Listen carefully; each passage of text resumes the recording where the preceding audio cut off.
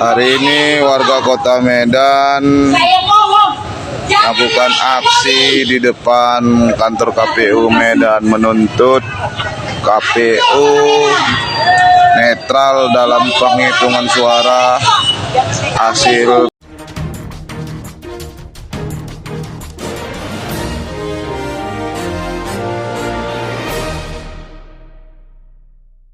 Selamat sore para netizen dimanapun kita berada, salam inspirasi bagi kita semua ya. KPU Medan dikepung warga tuntut netralitas perhitungan suara. Wow, ngeri-ngeri sedap ya. Yang bilang Bobi menang di Medan siapa? Ini masih menjadi spekulasi begitu kan ya. Mungkin ya dimenangkan KPU ya atau apa begitu kan ya, bukan kemenangan rakyat. Ini buktinya bahwa rakyat ya minta netralitas KPU ya dan Bawaslu ya ini dipertanyakan begitu, dalam artian masyarakat masih menunggu apa hal yang kemudian, apakah ada dugaan-dugaan kecurangan besar atau tidak begitu kan ya. Dan bahkan tidak hanya itu, kalau kita melihat dengan apa yang kita amati saat pemilihan kepala daerah kemarin begitu di Sumut ya. Daftar hadir pemilih ditandatangani oleh petugas KPPS di Sumut. Benar nggak seperti itu? Nah, biar tidak menjadi spekulasi, ini kan seharusnya diungkap begitu kan ya. Kabarnya baru jam 6 ya, baru jam 9 pagi ya. Tapi nampaknya dugaan-dugaan kecurangan sudah mulai nyata kabarnya ya. Bahkan ya daftar hadir pemilih diduga ditandatangani oleh KPPS-nya. Orang yang belum nyoblos di situ sudah ada tanda tangan. Nah, inilah yang kemudian apakah ini benar atau tidak, maka ini akan menjadi spekulasi besar ya. Bisa saja ini si menantu Jokowi bisa jadi gagal total untuk di Sumut begitu kan ya. Tapi apakah benar dengan hal-hal kayak begituan? Ini masih diusut oleh rakyat.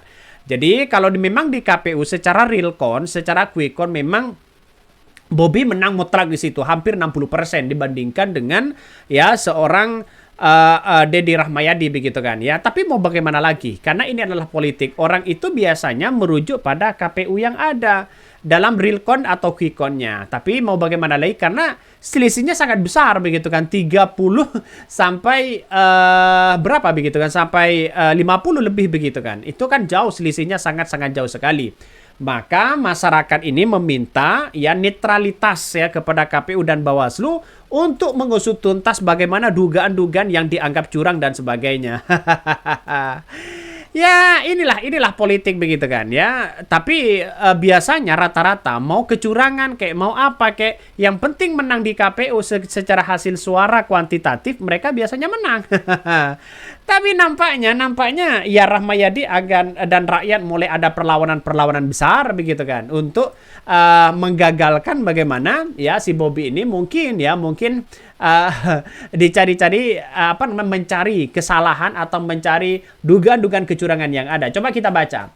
Emang di rezim Mulyono ini dapat diperbuat tidak berdaya. Kemenangan Jatim, Jabar, Jateng, dan lainnya yang sungguh di luar nalar akal manusia normal ya. Demi apa ya? Kerja apa ini? Pilkada Sumut dan Medan seperti Pilkada Jatim, lebih-lebih Pilkada tingkat ya, karena memang Kim Plusnya sangat tinggi di situ begitu kan. Semuanya Kim Plusnya sangat tinggi ya, mendukung si Bobi di situ. Kekuatan si Bobi ya karena didukung oleh Kim Plus, didukung oleh para penguasa-penguasa di situ. Akhirnya yang terjadi PDIP keok ternyata begitu kan ya, secara quick count di situ. Tapi walaupun bagaimanapun begitu, ini masih dicari. Barangkali ada dugaan kecurangan, tapi saya rasa sangat sulit sekali untuk diadu begitu kan ya dalam hal kecurangan yang ada. Karena ya kita lihat saja, nampaknya Jokowi juga punya pengaruh besar begitu kan di Sumut. Ya sehingga orang masih percaya terhadap kayak begituan. Kalau di Pilkada Jakarta karena masyarakat sudah cerdas menentukan itu, akhirnya apa? Ya si Kim Plus tumbang begitu kan. Ya tapi nggak ada masalah sebenarnya. Ya tapi kita lihat saja PDIP dikeroyok. PDIP dikeroyok di situ begitu. Saya kira inilah yang terjadi nanti bahwa di tahun 2024 9 ini mungkin pertarungan antara dinasti politik sudah tidak ada lagi begitu kan. Kekuatan itu mungkin akan sirna ya dengan sendirinya. Tapi dengan perlawanan-perlawanan masyarakat dimanapun mungkin akan mencoba bagaimana ya dinasti-dinasti politik itu jangan dipilih lagi orang-orang siapapun begitu ya. Karena kita lihat saja kalau main fair-fairan ya didukung sama partai ya. Karena Deddy Rahmayadi seperti PKS, seperti yang lain mereka tidak mendukung Edi Rahmayadi, padahal saat Pilpres kemarin begitu kan ya, Edi Rahmayadi menjadi ketua tim juga di Sumut, tapi gagal juga. Ya bahkan PKB, Nasdem, PKS tidak mendukung Edi Rahmayadi. Seandainya 3 partai ini mendukung, ya saya kira kemenangan untuk bersaing ya di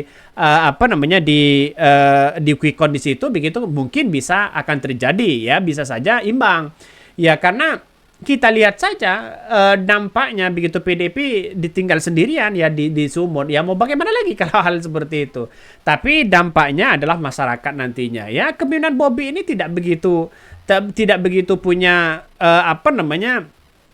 punya kemajuan begitu kan. Coba kita lihat saya menjadi wali kota pada waktu itu. Biasa-biasa aja kok.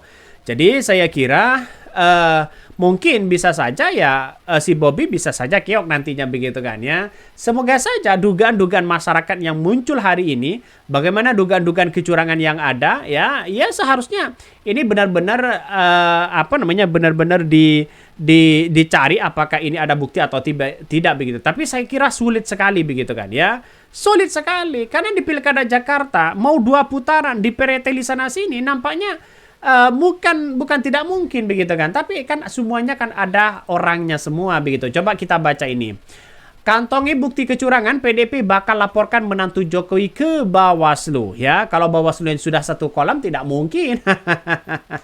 Tidak mungkin di situ begitu kan ya. Bagaimana soal blok Medan dan sebagainya. Ini seperti di Sumut warganya belum cerdas, masih doyan sama amplop. Ini komentar dari netizen. Bukan soal itu begitu kan ya.